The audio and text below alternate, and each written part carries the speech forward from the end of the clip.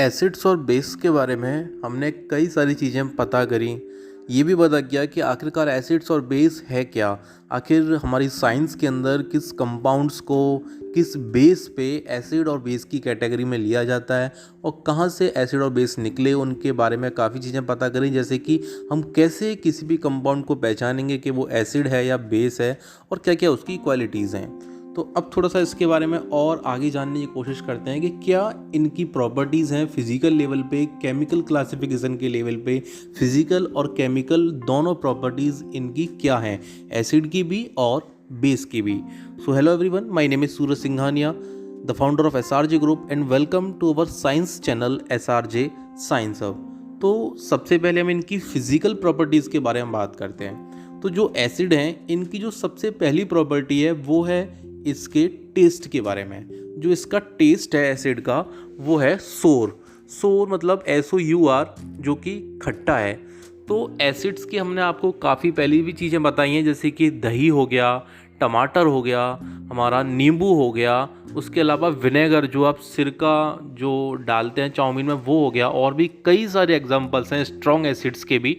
उनको तो आप चेक करोगे अगर सीधे डायरेक्टली कांटेक्ट में तो आपके लिए हार्मफुल है, क्योंकि वो स्ट्रॉन्ग एसिड है। इसके बारे में हम पहले बता भी चुके हैं। तो ये जो एग्जांपल्स हैं जैसे कि दही, टमाटर या फिर आपका नींबू का रस हो गया, तो ये सारे अपने आप में खट्टे होते हैं बाई टेस्ट। और इनमें ये भी बताया था कि कौन कौन सा एसिड प्रेजेंट होता है। जैसे कि दही में लैक्टिक एसिड होता है, जो दूध के अंदर जब हम दही को कन्वर्ट करते हैं दूध को, तो उसमें जो लैक्टोबैसिलस बैक्टीरिया होता है वो इसको कन्वर्ट करने में हेल्प करता है। तो ये सारे के सारे जो एसिड्स हैं वो सारे सोर होते हैं टेस्ट में। और जो दूसरी प्रॉपर्टी है इसकी वो है इसकी कि इसके अंदर जो है पंजेंट स्मेल आती है। Acid have strong pungent smell like hydrochloric acid, sulphuric acid. अब ये स्ट्रॉन्ग एसिड्स की बात कर रहे हैं, ठीक है। दही में भी स्मेल होती है, अब नींबू के रस में भी होती है, टमाटर के रस में भी होती है, जिनमें भी एसिड प्रेजेंट होता है। लेकिन वहाँ इतनी स्ट्रांगली नहीं होती, बहुत नेग्लिजिबल होती है, क्योंकि वीक एसिड्स हैं और आप खाने में भी यूज़ करते हो। तो इसकी दूसरी प्रॉपर्टी हो गई इनकी स्मेल के लेवल पे, ठीक है। और जो इनकी तीसरी प्रॉपर्टी है वो है कि ये सारे के सारे एसिड्स कंडक्टर होते हैं इलेक्ट्रिसिटी के। ये सारे के सारे जो इलेक्ट्रिसिटी को कंडक्ट कर सकते हैं, इनके थ्रू हम अगर करंट पास करें तो करंट पास हो जाएगा। इलेक्ट्रिकल कंडक्टिविटी इनमें होती है। और ये कोरोजिव नेचर भी होते हैं, मेटल्स को कोरोड कर सकते हैं, जैसे कि आयरन में जंग आना, ठीक है। तो एसिडिक सब्सटेंस जो है हमारे जंग मतलब कोरोजिव नेचर के भी होते हैं, मेटल को डैमेज कर सकते हैं। जितने भी मेटल्स होते हैं उनकी कोई भी ऑब्जेक्ट है तो उसको डैमेज कर सकते हैं। इनकी फोर्थ प्रॉपर्टी हो गई। और इनकी एक और प्रॉपर्टी भी है फिजिकल लेवल पे, वो है इनका कलर। तो इनके वैसे तो ज़्यादातर ये कलरलेस होते हैं, लेकिन सभी नहीं, ठीक है, कुछ के कलर्स भी होते हैं। और अगर हम बात करें वहीं बेस की प्रॉपर्टीज़ के बारे में, बेस की फिजिकल प्रॉपर्टीज़ के बारे में, तो बेस हमारे बिटर होते हैं, कड़वे होते हैं, सोपी टेस्ट होता है, बिटर। और इनका जो टच है, अगर आप इनको छू कर देखोगे तो बेस के बारे में हमने एक और चीज़ बताई थी, ये हमको सॉलिड भी मिल सकते हैं, लेकिन ये नहीं बहुत ज़्यादा स्ट्रॉन्ग सॉलिड हो, और लिक्विड भी मिल सकते हैं जनरली। तो बिटर का जो बेस का जो टेस्ट होता है वो बिटर होता है, कड़वा होता है। जैसे कि घर में बात करें तो हम बेकिंग सोडा का जो इस्तेमाल करते हैं वो भी एक बेस है। तो अगर आप उसको टच करके देखोगे तो वो आपका स्लिपरी टच देगा, सोप साबुन जैसा टच देगा, ठीक है, जिससे आपका हाथ फिसल जाए, स्लिप हो जाए। तो ये इसकी प्रॉपर्टी हो गई इनके टच के बेसिस पे। और दूसरी इनके टेस्ट के बेसिस पे प्रॉपर्टी हो गई बेस की, कि वो बिटर होते हैं, कड़वे होते हैं। और इसके अलावा कलर की बात करें तो इनमें भी कलर्स होते हैं डिफरेंट, ठीक है। इसके अलावा इनके अंदर भी पंजेंट स्मेल होती है, मतलब गंदी बदबू कुछ हाईली स्ट्रॉन्ग बेस के अंदर आती है, ओडोर स्मेल, ठीक है। तो ये हमारी कुछ इनकी फिजिकल प्रॉपर्टीज़ हैं जो कि मेन प्रॉपर्टीज़ हैं। अगर बात करें पीएच लेवल के बेसिस पे तो वो हम पहले भी अपने पुराने पॉडकास्ट में बता चुके हैं कि पीएच लेवल में एसिड की वैल्यू 7 से नीचे होती है, और 7 से ऊपर पीएच की वैल्यू बताता है कि वो सारे कंपाउंड जिनकी वैल्यू पीएच इंडिकेटर के अंदर 7 से ऊपर आ रही है वो हमारे क्या हैं, वो हमारे सारे के सारे बेस होते हैं, ठीक है। तो ये हमारा बहुत ज़्यादा इम्पोर्टेंट चीज़ है। उसके अलावा अगर हम बात करें किसके बारे में, एसिड और बेस की केमिकल प्रॉपर्टीज़ के बारे में, तो एसिड और बेस में जो केमिकल प्रॉपर्टीज़ हैं इनके अंदर हम सबसे पहले बात करते हैं कि जो हमारे एसिड्स हैं उन एसिड्स की केमिकल प्रॉपर्टीज़ क्या है। तो सबसे पहली प्रॉपर्टीज़ है हमारी एसिड्स की कि हम एसिड को रिएक्ट करा के देखते हैं मेटल के साथ में। तो एसिड और मेटल का जब भी रिएक्शन कराएंगे तो उसके अंदर हमको सॉल्ट प्लस हाइड्रोजन गैस मिलती है रिएक्शन कराने पर, किसका, एसिड का मेटल के साथ में। अब इसमें बहुत इंपॉर्टेंट चीज़ है, याद रखिएगा कि यहाँ से स्टार्टिंग हो रही है सॉल्ट की, ठीक है। अगर हमने एसिड को रिएक्ट कराया मेटल से तो हमें प्रोडक्ट के तौर पे क्या मिला, हाइड्रोजन गैस, साथ में सॉल्ट भी मिल रहा है। एक और इम्पोर्टेंट चीज़, अगर हमारे पास हाइड्रोजन गैस नहीं है तो हम उसको कैसे गेट कर सकते हैं, कैसे पा सकते हैं। अगर हम किसी भी एसिड को रिएक्शन करा दें मेटल से तो हमको हाइड्रोजन गैस भी मिल जाएगी, ठीक है। अब इसके एग्जांपल तौर पे ले लें, जैसे कि हमारा एसिड हो गया कोई भी, हमने HCl ले लिया, ठीक है। अब जब HCl लिया हमने तो HCl के अंदर हम किसी भी मेटल का रिएक्शन करा दें, फॉर एग्जांपल हमने सोडियम ले लिया, ठीक है। तो सोडियम को जब हम रिएक्शन कराएंगे HCl से, HCl क्या है, हमारा एसिड है, तो हमको प्रोडक्ट पर मिलेगा NaCl जो कि हमारा सॉल्ट हो गया, सोडियम क्लोराइड, उसके साथ में हमें H2 हाइड्रोजन गैस के फॉर्म में मिल गई। तो ये हमारी एक एसिड की पहली प्रॉपर्टी हो गई कि एसिड को हम जब भी रिएक्शन कराएंगे मेटल के साथ में तो हमको कौन मिल रहा है, दो प्रोडक्ट मिल रहे हैं, एक तो हमको सॉल्ट मिल रहा है और दूसरा हमको क्या मिल रहा है, दूसरा हमको मिल रहा है उसके साथ में हाइड्रोजन गैस। और अगर बात करें कि रिएक्शन कैसा है, फर्स्ट चैप्टर से थोड़ा रिलेट करके देखें तो ये रिएक्शन हो गया हमारा सिंगल डिस्प्लेसमेंट रिएक्शन, क्योंकि जो हमारा एसिड है HCl कंपाउंड है वो किसके साथ रिएक्शन कर रहा है, एक सिंगल एलिमेंट के साथ। वो एलिमेंट क्या है, वो हमारा मेटल है सोडियम, ठीक है। तो ये हमारी पहली प्रॉपर्टी है। और दूसरी प्रॉपर्टी की बात करें तो हमारी सेकंड प्रॉपर्टी है कि हम एसिड को रिएक्ट कराएंगे मेटल कार्बोनेट के साथ, ठीक है। और तीसरी प्रॉपर्टी है मेटल हाइड्रोजन कार्बोनेट। इन दोनों को मैंने साथ में इसलिए बोला क्योंकि ये जो मेटल कार्बोनेट है और जो मेटल हाइड्रोजन कार्बोनेट है, जब हम इन दोनों का रिएक्शन कराएंगे किसके साथ में, एसिड के साथ में, तो यहाँ पर हमें जो रिजल्ट मिलेगा, यहाँ पर हमको जो भी प्रोडक्ट मिलेगा वो बिल्कुल सेम मिलेगा दोनों ही प्रॉपर्टीज़ में। तो देखो इसमें जो हमें रिजल्ट मिलता है वो है हमारा सॉल्ट प्लस कार्बन डाइऑक्साइड, उसके अलावा हमारा वाटर। ये हमें तीनों चीज़ें इन दोनों ही प्रॉपर्टीज़ में बिल्कुल सेम मिलती है। तो इसमें क्या होगा, जो हमारा एसिड है, एसिड हमारा रिएक्ट कर रहा है किसके साथ में, एसिड हमारा रिएक्ट कर रहा है मेटल कार्बोनेट के साथ में और हमारा किसके साथ, मेटल हाइड्रोजन कार्बोनेट के साथ में। फॉर एग्जाम्पल हमने देखो एसिड ले लिया HCl, ठीक है, HCl हाइड्रोक्लोरिक एसिड, आप कोई और भी ले सकते हो, हाइड्रोजन सल्फ्यूरिक एसिड भी ले सकते हो, ठीक है, बहुत सारे एसिड्स हैं। तो अब हमने इसका रिएक्शन कराया सोडियम बाइकार्बोनेट के साथ, ठीक है, Na2CO3। अब Na क्या है, मेटल है, और CO3 कार्बोनेट, क्या बन गया, मेटल कार्बोनेट। अब जो हमने इसका रिएक्शन कराया तो यहाँ पर हमें रिजल्ट में क्या मिला, सबसे पहले तो NaCl, फिर से सॉल्ट आ गया, सोडियम क्लोराइड, दूसरा हमें क्या मिल रहा है, H2O जो कि वाटर है, वाटर वेपर हमें मिल गई या वाटर हमारा लिक्विड के फॉर्म मिल गया, और तीसरा हमारा कार्बन डाइऑक्साइड गैस हमको मिल गई।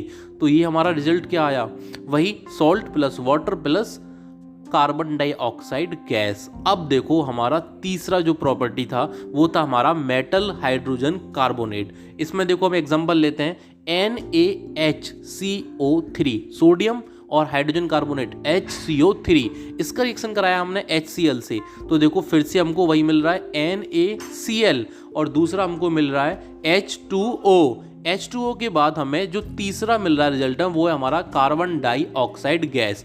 तो हमें दोनों में ही बिल्कुल सेम चीज़ मिल रही है, मेटल हाइड्रोजन कार्बोनेट में भी और मेटल कार्बोनेट में भी। तो हमको क्या मिल रहा है, दोनों में ही सेम रिजल्ट मिल रहा है, carbon dioxide plus water plus में सॉल्ट।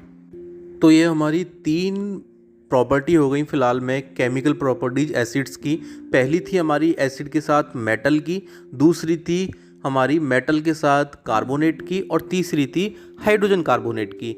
अब हम अपनी चौथी प्रॉपर्टी के ऊपर आ रहे हैं, जो हमारी फोर्थ प्रॉपर्टी है मेटल के साथ में, वो है हमारी एसिड के साथ में, वो है हमारी एसिड के साथ में किसकी, मेटालिक ऑक्साइड की। ठीक है, तो अब यहाँ पर हमें क्या देखना है, हम किसी भी एसिड का जब रिएक्शन कराएंगे मेटालिक ऑक्साइड के साथ में, तो यहाँ पर जो हमें प्रोडक्ट मिलेगा वो मिलेगा सॉल्ट प्लस का वाटर।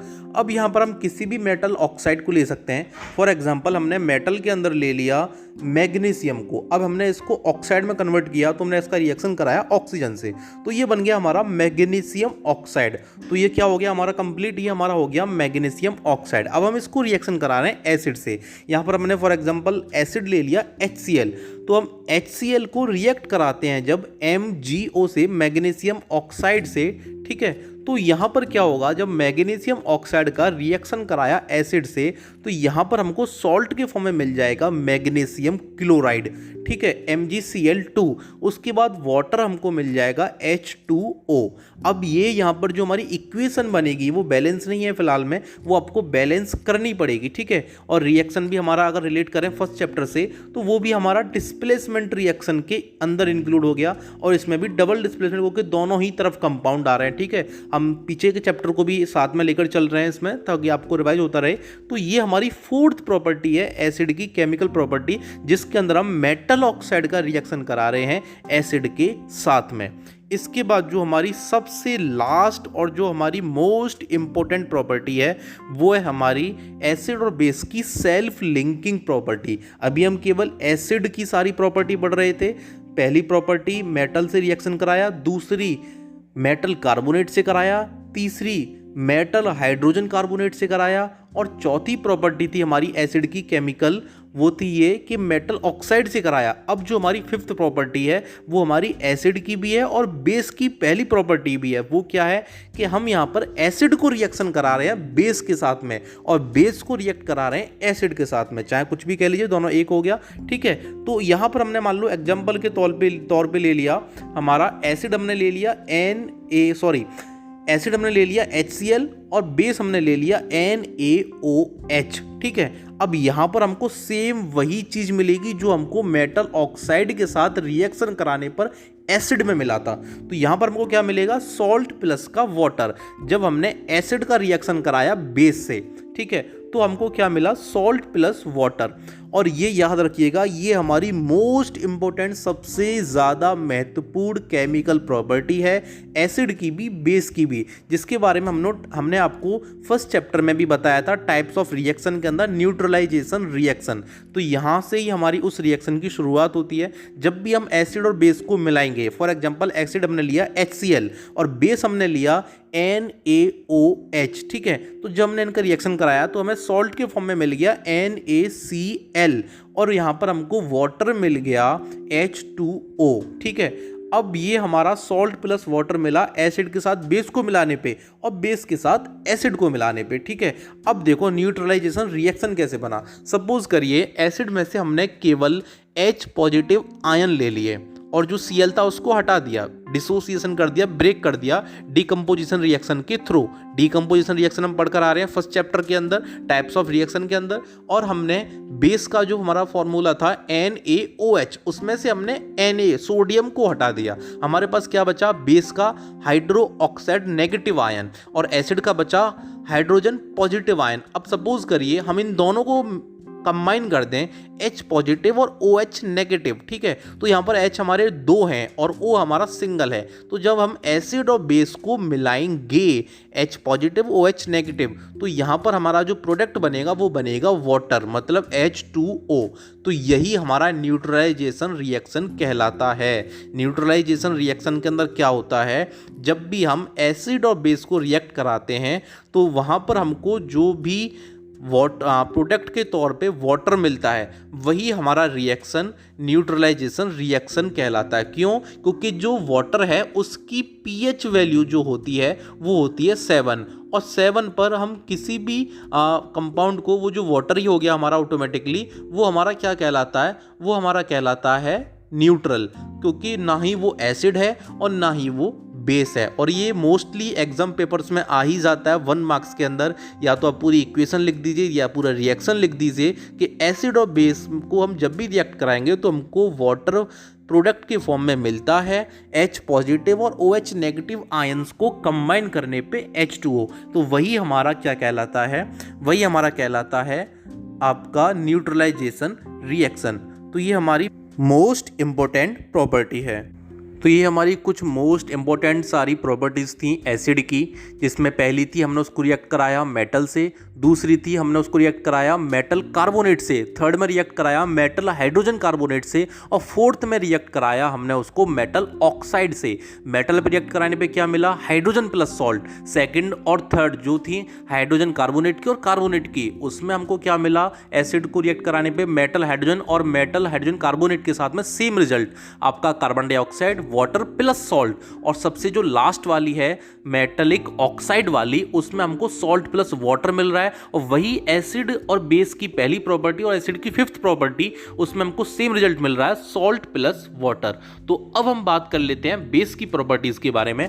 तो बेस की हमारी काफी कम प्रॉपर्टीज हैं, क्योंकि बेस बेसिकली रिएक्ट नहीं कर पाता मोस्टली ज्यादातर मेटल और मेटलिक ऑक्साइड्स के साथ में। तो वहां से ये चीजें हमारी हट जाती हैं, क्योंकि उसके कई सारे रीजन है जो हम एक आपको सेपरेट पॉडकास्ट में रिलीज करेंगे, ठीक है। तो बेस की जो सबसे पहली प्रॉपर्टी है वो तो यही हो गई, दोबारा से पीछे वाली प्रॉपर्टीज को रिवाइज करें तो कि हमने बेस को रिएक्ट कराया एसिड के साथ में, जो हमने पहले एसिड को रिएक्ट कराया था बेस के साथ में, तो जब हम बेस को रिएक्ट कराएंगे एसिड के साथ में तो वहां पर भी हमको सॉल्ट प्लस वाटर मिलेगा। ये पहली प्रॉपर्टी हो गई। और सेकंड प्रॉपर्टी ये हो गई कि बेस हमारा नॉन मेटलिक ऑक्साइड के साथ रिएक्ट कर लेता है। वहां पर मेटल ऑक्साइड थी एसिड में, यहां पर मैं बात कर रहा हूं नॉन मेटलिक ऑक्साइड के अंदर। फॉर एग्जांपल जैसे कि मैंने कार्बन डाइऑक्साइड ले लिया, ऑक्सीजन भी नॉन मेटल, कार्बन भी नॉन मेटल। अब मैंने इसको रिएक्शन करा दिया बेस के साथ में, for example calcium hydro oxide के साथ में, CaOH का होल ट्वाइस, ठीक है। तो यहां पर हमको क्या मिल जाएगा, साथ में सॉल्ट प्लस वाटर, जो हमको एसिड और बेस को रिएक्शन करने पे मिल रहा था, जो हमको एसिड और मेटल को रिएक्शन करने पे मिल रहा था, वही हमको यहां पर बेस को नॉन मेटलिक ऑक्साइड से रिएक्ट करने पे मिल रहा है। फॉर एग्जांपल जब मैंने CO2 को रिएक्ट कराया CaOH के होल ट्वाइस से, तो यहां पर मुझको मिल गया कैल्शियम कार्बोनेट, जो अपने आप में एक सॉल्ट है, चूना पत्थर जिसको बोलते हैं, लाइम स्टोन जिसको बोलते हैं, ठीक है, CaCO3 कैल्शियम कार्बोनेट। और इसमें हमको वाटर मिल गया H2O, ठीक है। तो ये हमारी एक सेकंड प्रॉपर्टी हो गई बेस की। और पहली प्रॉपर्टी ये हो गई कि बेस को हमने रिएक्ट कराया एसिड से। तो ये हमारी बस दो ही मोस्ट प्रॉपर्टीज हैं। और बाकी प्रॉपर्टी जैसे कि मेटल्स रिएक्ट कराएं या फिर हम किसके साथ रिएक्ट कराएं, हम रिएक्ट कराएं उसके साथ में मेटल हाइड्रोजन कार्बोनेट के साथ में और मेटल कार्बोनेट्स के साथ में, तो वहाँ पर उसका रिएक्शन नहीं हो पाता। उसके कई सारे रीजंस हैं जो हम आपको सेपरेटली एक न्यू पॉडकास्ट में रिलीज़ करेंगे इसके बारे में। और इसके अलावा बात करें इनके मेल्टिंग और बॉइलिंग पॉइंट्स के बारे में, तो मेल्टिंग और बॉइलिंग पॉइंट एसिड्स का हाई होता है बेस के कंपैरिजन में, बेस का कम होता है और एसिड्स का हमारा मेल्टिंग पॉइंट और बॉइलिंग पॉइंट ज़्यादा होता है। अब ये मेल्टिंग बॉइलिंग क्यों यूज़ करा मैंने वर्ड, क्योंकि एसिड्स हमारे सारे के सारे जनरली मोस्टली क्या होते हैं, लिक्विड फॉर्म में पाए जाते हैं। So thank you everyone.